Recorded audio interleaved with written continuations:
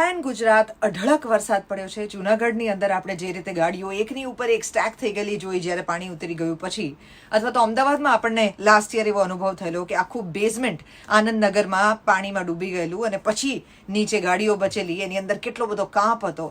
આવી પ્રકારે કોઈ પણ તમારી ગાડીની પરિસ્થિતિ થાય ગુજરાતના કોઈ પણ ભાગની અંદર, અને જો તમારે ગાડીનો ઇન્સ્યોરન્સ જોઈતો હોય તો પ્લીઝ મેક શ્યોર કે તમે જાતે ગાડીને સેલ મારો નહીં.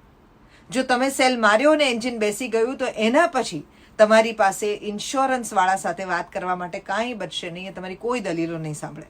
એક જ માત્ર પર્યાય છે, તમે ઇન્સ્યોરન્સવાળાને ફોન કરો, એમને કહો કે એ આવીને ગાડી લઈ જાય. ગાડી તમે ટો કરાવીને ગરાજ સુધી લઈ જાઓ ને ઇન્સ્યોરન્સવાળાને ત્યાં બોલાવો. પણ જો તમે ગાડીને સેલ માર્યો તો ઇન્સ્યોરન્સના પૈસા ગયા.